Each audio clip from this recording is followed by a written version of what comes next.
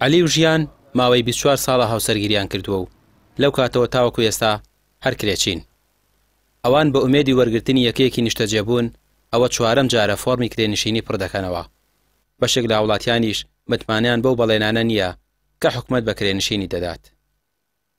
لە 99 هاوسەرگیریم کردووە تا ئێستا هەر کرێچیمەوە تقریبان 23 سا 24 ساڵە و تا ئێستا هیچ هینێکی حکومەت سوودمەند نەبوو. نەعەرزەم وەرگرتووە، نە پێشەکیم وەرگرتووە، نە خانووم وەرگرتووە. تەنانەت 2011 بوو چەنە بوو خانوانی سیتەک و ئەمانی زەرگوێزەوانە ئەوانەی کەنەگەوە تەوزیعکران تا خاڵی وازان 11 بوو 10 بوو هادیتە لەوای وەستا لەوەش هیچمان وەرنەگرتووە. وەزارەتی ئاوادانکردنەوە فۆرمێکی ئۆنلاینی بڵاو کردوێتەوە تا ئێستا زیاتر لە 12,000 کرێنشین کۆدی دڵنیاییان بۆ گەڕاوەتەوە بە مەبەستی وەرگرتنی یەکەیەکی نیشتەجێبوون. هەر کرێنشینێکیش فۆرمەکە پڕ بکاتەوە مەرجە ئەندامی سەندیکای کرێنشینان بێت و 5,000 وەکو ئەندامەتی لێ وەردەگیرێت. تا ئێستاش زیاتر لە 130 ملیۆن دینار وەکو ڕسمی ئەندامەتی لە کرێنشینان وەرگیراوە. لە هەرێمی کوردستان تەمە لەمەرە سندیکاکەمان نزیکی 90,000 ئەندام تۆمارە سەرجەم شار و شارۆچکانە، بەڵام بەپی ئامارێک کە لە بەڕێبەراتی ئاماری هەرێمی کوردستان ساڵی پار و پێرا بڵاو بووەوە زیاتر لە 200,000 کرێنشین لە کوردستان بوونی هەیە.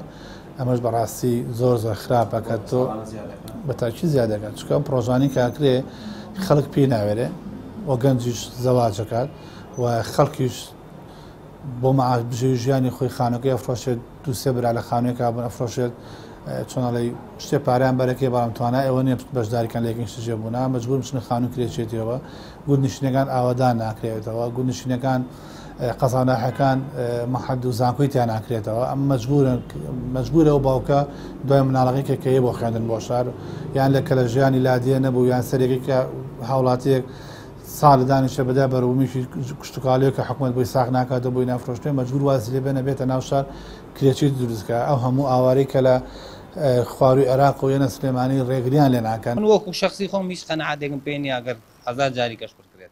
نەوزاد سەعید کرێنشینێکی ترە ماوەی 3 ساڵە کرێنشینە. ئەو پێی وایە پڕکردنەوەی ئەو فۆرمانە تەنها بۆ بانگەشەی هەڵبژاردنە و لەسەر قسەی خزمانی نەبووایە تەنانەت فۆرمەکەشی پڕ نەدەکردەوە. ئەم ڕۆکاتم منە و فۆرمە پڕەوەکەن بەس هیچ ئومێدێکشم بەو فۆرمە نییە چونکە ئەمە بەس ڕێکلامێکی هەڵبژاردنەوە ئەم حکوومەتی خۆمانێکاوەوە هیچ شتێکی تر نی هیچ ئومێدێکم پێی نەبڵێ وەکو ئومێد هەمومان لەم کوردستانی ژین نەزانین وەزعی ئەم کوردستانە چۆنەوە زای ئەمانە چۆن چیەکەن و چی ناکەن و ئیتر ئەوە لەبەرەوە ئومێد و قەنەعاتم پێیان نی هیچ. بەپێی ئامارەکان نزیکەی 200,000 کرێنشین لە هەرێمی کوردستان تۆمار کراوە. پێشتر بۆ وەرگرتنی یەکەکانی سیتەک و زەرکوێز لە سلێمانی ژمارەیەک فۆرم پڕکرانەوە بەڵام هێشتا ئەو یەکانە تەواو نەکراون.